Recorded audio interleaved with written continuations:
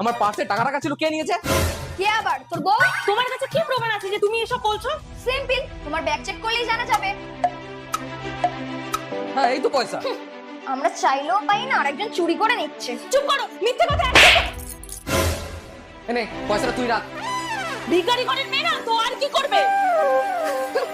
হাসির টাকা নেওয়ার প্ল্যানটা হেভি ছিল। আহা মা, বিনা কারণে মার খেলাম। ও বিজনেসের টাকা কোথায় রাখে আমি জানি। ওখান থেকে সব টাকা সরিয়ে তোমাকে পাঠিয়ে দেবো, তাহলে কোনো প্রমাণও থাকবে না।